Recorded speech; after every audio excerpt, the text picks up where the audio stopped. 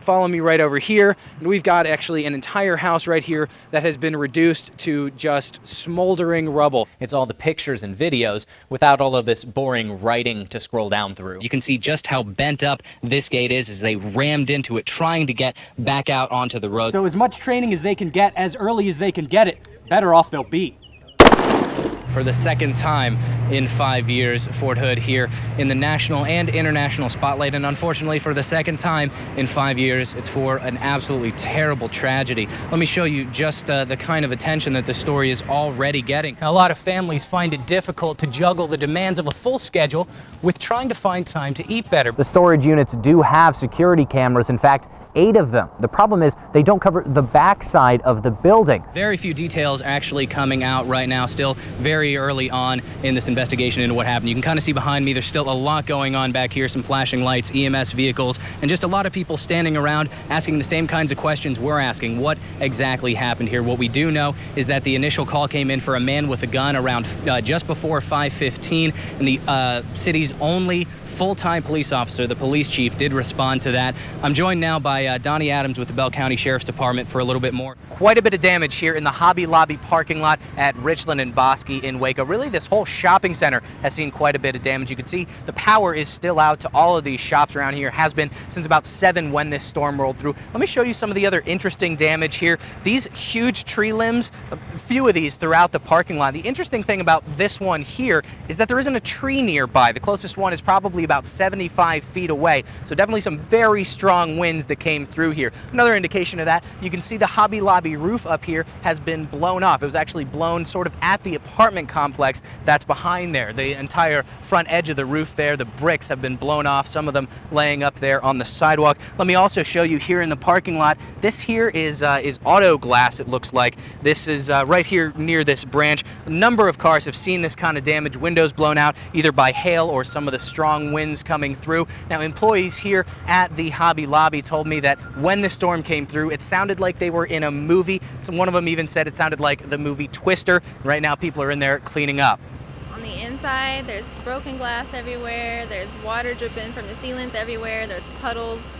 A lot of merchandise getting messed up, and it's really crazy. We opened the apartment door because the first thing we heard hail. First thing I thought was, oh my God, my car. So we opened the door to go out, and you couldn't even see anything. It looked like something was swirling in the middle of the complex and stuff was flying everywhere. So. We've walked through the parking lot a little bit further now, up closer to the Hobby Lobby, so we can show you a little bit more of the damage that they're seeing up here. If you look right over here, that used to be a glass door. It's completely blown out. It is now an open window. People inside, workers, are cleaning up right now, trying to get this place back to normal, mopping up some of the water that's been coming down through the roof. And like I said, that wind damage blew off significant portions of the roof here at the Hobby Lobby. If you need a little bit more proof, here's some bricks from the building laying right here on the sidewalk. Very strong winds blew through here around 7 o'clock tonight. A lot of rain, a lot of lightning, and power is actually still out to this entire shopping center, and we've been told to a lot of the neighborhoods around here as well. In Waco, Chris Davis, KCEN HD News. It's a long morning for Kevin Mayton. A lot of ice, a whole lot of ice. It's taken us every bit of 20-30 minutes to get it cleared off. Plenty of other drivers deal with the same thing. Ice everywhere, so I had to crank them up and try to get them thawed out. I gotta go to work, so I'm trying to hurry up and get there. The sun apparently needs a little help thawing Central Texas. Early this morning, a tractor-trailer slides on I-35 North near Highway 6.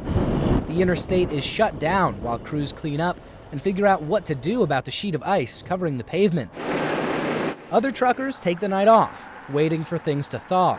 They line the highways and frontage roads and cram into truck stops. I was just wanting to get ahead of it, but yesterday there wasn't anything really on the roads. Just when I pulled in here, it started sleeting really good, so that's why I stopped. Even with a little daylight, it's a rough commute. Especially when you got right in here to the Hewitt area, it is very slippery. Even after they put sand down, flyovers like this one onto I-35 in Hewitt are still closed. You can see why. It could be worse, I guess. I'm from up north, so it could be worse, but it's a little messy out there. Of course, it could always be better, too. I can handle snow, not ice. And right now, We've got nothing but plenty of ice. Chris Davis, KCEN HD News. 34 rows of boots. That is a big boot. Each one flying its own flag, and each one just with a name. Just so much loss. And a picture. I feel for the families. Alan Scarlett, a veteran himself, is here to pay his respects. You hear about it, and then when you see it, you just don't.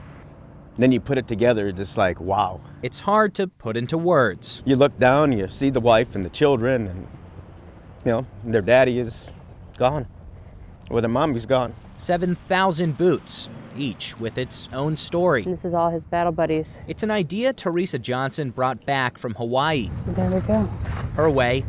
That's James Patton. To remember every sacrifice, one she hopes her kids won't have to make. His first deployment was 2012 when I started it. And I always thought, could be me. Never say it can't be, because it can be. It's the first year Johnson has put boots out at Fort Hood. Volunteers set it up here over the weekend. And yesterday, to honor the 5-year anniversary of the attacks here on post, Teresa came out and added balloons to the boots of all of those victims. She plans to bring the memorial back every year, and not just to honor those who served. Brings tears to my eyes. But as a sobering reminder. It's a person who lived and breathed and had a family, and people who loved them. People. This is it. Who will always remember them. This is what our men and women of our armed forces do. And the sacrifice they made. Chris Davis, KCEN HD News. We saw the house was picked up, and set back down, and the siding was blowed off of it, and the windows were blown in. A week later, Mark Jackson and his family were allowed back into their neighborhood. Inspectors told him their home of 12 years was a total loss. You've worked hard all these years to provide a home for your wife and your kids, and it's taken away from you in an instant. It's been a long year, been stressful, I ain't gonna lie about that, but each morning you just get up and thank God for another day that you got. 333 days after the blast, the Jacksons started moving into a new house on the same property. There ain't no place like home, man. And it's a better home. Mark has limited mobility. Built in 1927, the house he lost didn't give him the space he needs. Now there's more room, wider doors, a shower built just for him. He says it's the little things. Probably living in our dream home, me and my wife are. It gets me emotional, because, God. Wayne Larson is the man behind the home. The Jacksons didn't have the means to rebuild on their own. Wayne and his wife, godsend, that's all I can say. Mr. and Mrs. Larson volunteered their time, asked contractors to do the same, got materials donated. We were able to give him this house for a cost. So to hear his expression is very humbling. And I wish I could do it for everybody over here. The streets of West are filled with the sounds of rebuilding. Some, like this group, are doing what the Larsons did. All of this carpentry has been done by volunteers, and the plumbing and the electrical and the air conditioning. This home on Reagan Street was also underinsured. But this house was just about leveled. There was nothing left except the foundation when we got started on it. So this handyman group from a church in Whitney took the reins. But there's still plenty of work to be done in West. New construction is giving the city a bit of a facelift, but next to the homes that have already been completed, some right in the middle of construction with the walls going up right now, some just now getting to the point where they can start building, and all of it happening in the same neighborhood. 130 homes were destroyed in the explosion. In the year since, 24 have been completely rebuilt, and dozens more are in the process.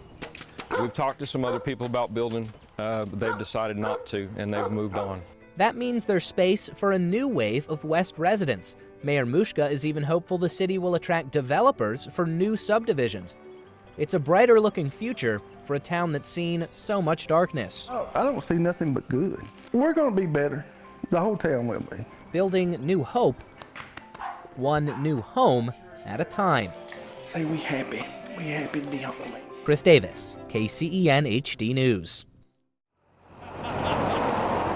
In the quiet town of Clifton, down an alley covered in murals, the old city jail. Well, this is the cell block. A concrete box. It was just sitting here empty. So Kay Johnson bought the Clifton Clink. Everybody, when they hear you bought a what? A little TLC. It's the idea of repurposing with a twist. And now you can do time here and leave whenever you want. The sounds of a different era fill the two-cell hotel. After 7 years behind these bars together. It's voluntary solitary confinement. I'm not normal, and I think there's a lot of people that aren't quite normal out there, and so I'm always looking for the weird places to stay, whether it be a lighthouse or a tree house, and I'd never spent the night in jail. It's definitely got that real jail feel to it. Even these bars are the original steel ones used back in the 1930s. The jail fell out of use in the 70s, 4 decades after the city built it. We certainly didn't put Bonnie and Clyde in there. Jerry Hill was a constable here 40 years ago. He locked up one person in his 5 years on patrol, a young man who had had a couple too many. Got 2 cells in this little jail we have here. And I said, pick your room. He gave him a blanket. I said, you comfortable? Oh, yeah. Locked up and left. Just as I was going to walk out, he said, Jerry, can you give me a wake-up call in the morning about 7? He said, I got to grease a combine. Now the window coverings are on the inside, and the guests call the shots. You don't get breakfast, but you do get a bottle of wine, and you do get a little whiskey. A bed and booze. I didn't want it to be wasted. With a friendly reminder to hold on to the soap. And send a picture of mother if you can. Chris Davis, KCEN HD News.